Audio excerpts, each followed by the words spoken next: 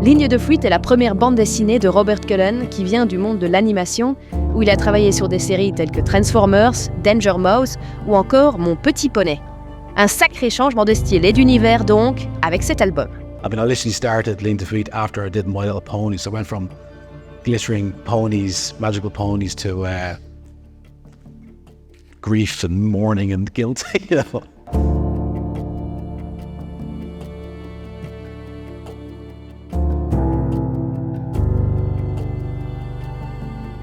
But Ligne de fuite, it contains 3 separate stories. What is a common thread is stories of where it's kind of ordinary people find themselves in extraordinary circumstances. It's kind of, I was hugely inspired by kind of Twilight Zone and the Black Mirror, that kind of like storytelling.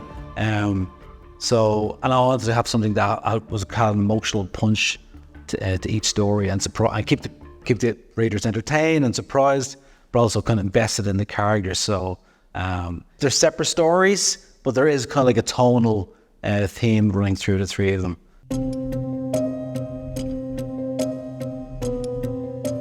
I've always been obsessed with comic books since I was a child. I always wanted to be a comic book artist, but I ended up kind of going down the road of animation. So it was something I always wanted to do, but I just never did it. So after like working in the animation industry for nearly 30 years, I was just thinking, I need to do this because I'll go insane if I don't kind of get out of my system. I've written lots of stories over the years just for myself. So I had a few stories lined up in my head, and I picked 3 of those stories that become fault lines. I felt like I had to do it.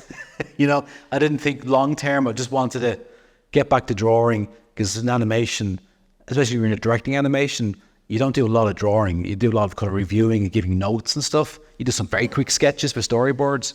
So I really missed just sitting down and drawing and spending time creating artwork. So I kind of locked myself away for a year just to make the book.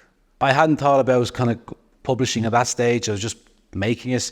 As I was doing it, I was posting images and artwork on social media.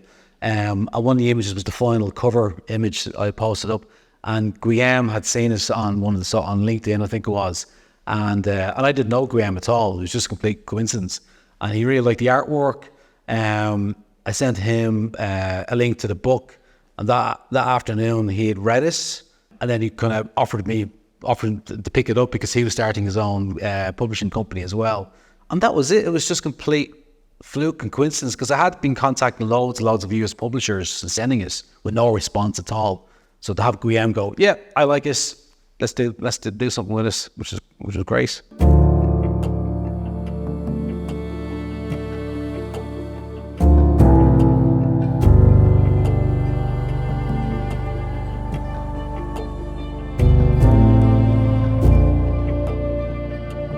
Because I come from the world of animation and the film production, I'm used to kind of going over draft after draft after draft of scripts to kind of refining it and kind of simplifying it and streamlining it. And once I was kind of happy with the script, I would just thumbnail it out, phrase loose boards along the way, and then ideas would come to me as I did it. So I wasn't used a fixed script. I felt I could kind of like move things around, drop things, add new things. Because once you start putting down on artwork down, it takes on a different life of its own compared to when you're just writing the script. And that was the process. It was kind of quite organic, so I didn't have a page count in mind either. I think the story dictated how long it should be, you know, and where it felt like it needed a longer pause or a longer build up to the certain sequence, I just kind of ran with it. So I didn't really worry about length, or as long as it felt right and it was working for a story.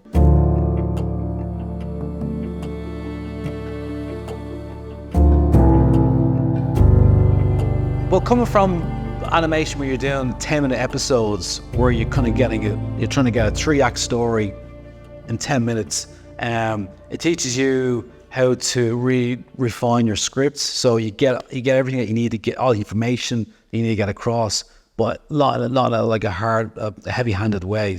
So using kind of tricks from script writing and animation storytelling, it means I could work that way. I could kind of develop characters and get the audience to relate to them quite quickly early on.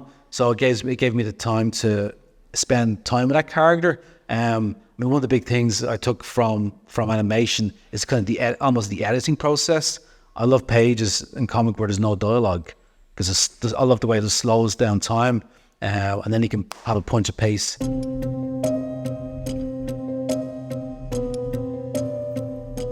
I'm originally a character designer in animation, so you're constantly have to adapt your style depending on the show.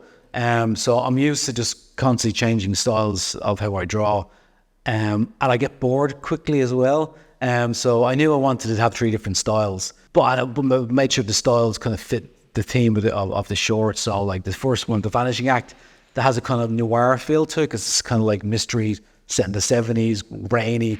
So I knew I wanted to kind of have that kind of like black, dark, kind of inky kind of feel to it. And then the second story is very kind of sensitive as well, so I wanted to have that quite minimal and soft. I like changing things up because it makes it more interesting for me as an artist, rather than kind of doing the same style every time. I have 2 children, and when they were younger, I'd see them drawing just for the pure enjoyment, self-enjoyment of drawing, like, you know, and I kind of forgot what that was like. So to be able to go back to, it's where you forget how much joy it can give you, just in your own headspace, in your own time, drawing away and creating stories.